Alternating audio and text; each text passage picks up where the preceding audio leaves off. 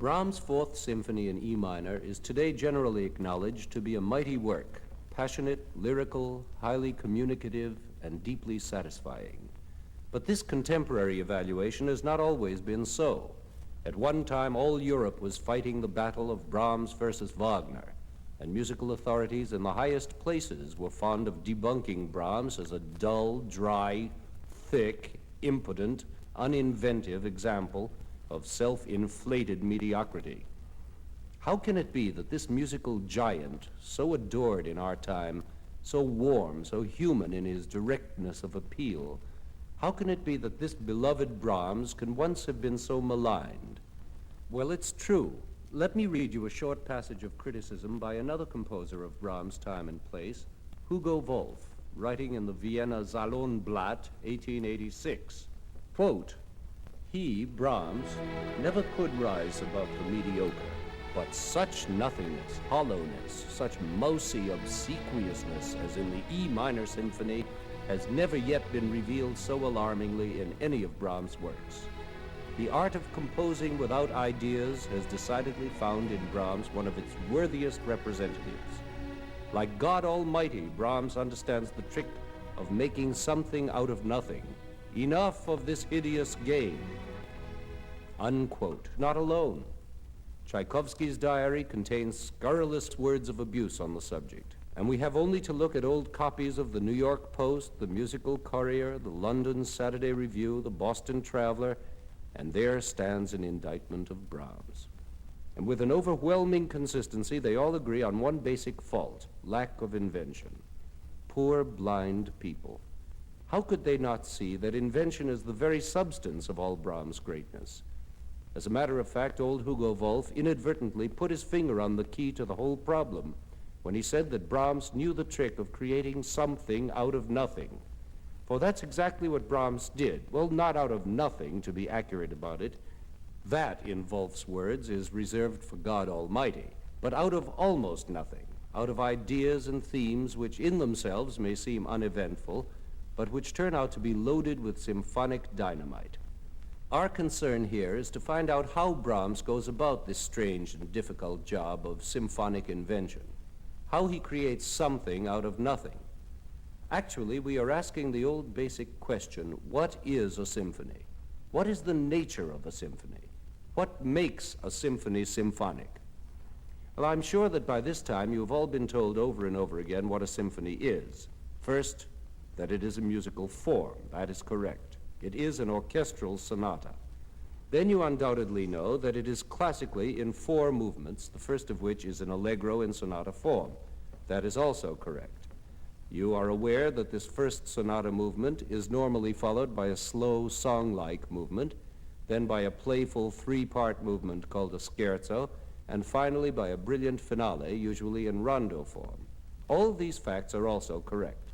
You probably even know by rote the essential breakdown of the sonata form first movement: the 2 contrasting themes connected by a transition section, which form the so-called exposition, the development section, in which these themes are metamorphosed and transmogrified in all kinds of ways, the recapitulation or reprise of the exposition, and the coda, or concluding section, which sums up the whole story.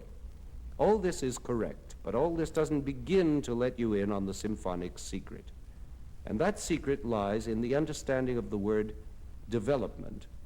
Once you are aware of how music gets developed, then you can begin to appreciate the building process, which is the essence of the symphonic idea.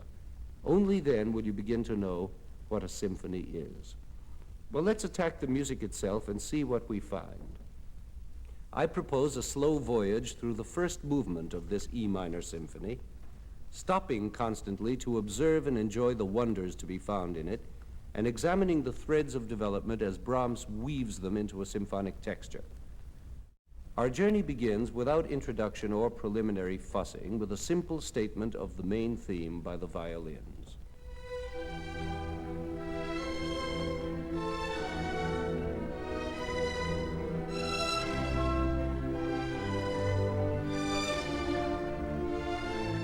Now, this melody is distinguished by several characteristics, all of them providing clues to the nature of the whole work to follow. Consisting as it does of a series of two-note groups separated by little rests or breathing pauses, we are given the impression of a breathlessness, a sort of panting that betokens some kind of emotional agitation. La-dee, dee-ram, da-dee. But there is another quality controlling this agitation, classical symmetry, which manages to contain the passion in a mold. Can you hear the symmetry? It's as though whatever Brahms does on the left, he must immediately repeat on the right, like a series of questions and answers or balancing weights. Left, right, left, right, and left, and right, and left, and right. And then there is the fact that each of these two-note groups begins on the weakest part of the measure, the last little beat. And this further helps the feeling of agitation, since you get a pulse exactly where you least expect one, off the beat, almost like a syncopation.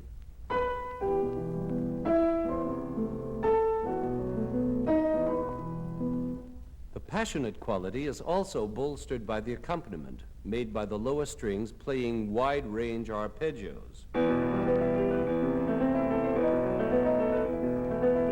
gives a sense of surging waves one after another, to say nothing of the syncopated offbeats in the woodwinds, which lend even a further agitation.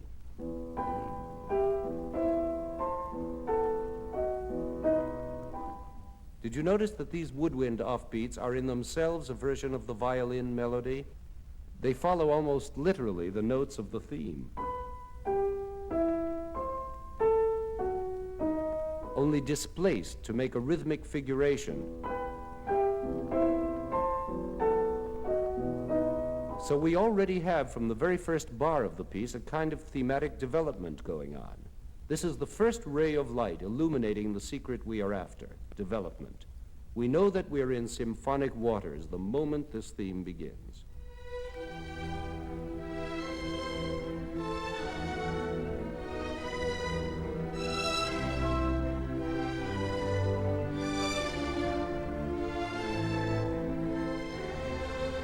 The theme has yet another way of telling us that it is ushering in a symphonic expression, in that it does not pose as a tune, a complete song melody, but rather as an incomplete melodic line, which is what a theme really is.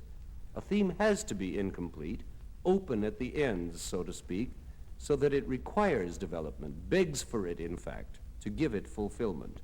A self-sufficient closed melody like Liebestraum or something would not need this kind of development, since it's satisfying in itself, and therefore it doesn't necessitate the symphonic outgrowth to follow. Perhaps that's why so many people find symphonic music difficult, because they're not getting what they expect. The trick is simply not to expect Liebestraum, a full-blown, spun-out, complete tune, but an incomplete one, like this melody of Brahms, which has a symphonic nature. Now listen to how he continues the melody, adding this new germ,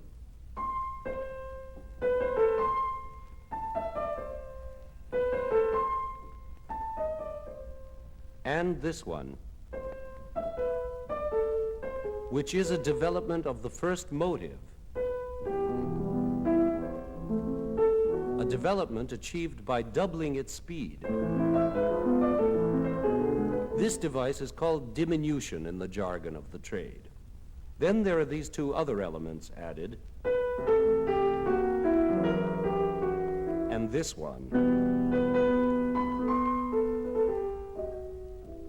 Each of these elements begs for full realization through development. The whole theme is only the combination of all the elements together.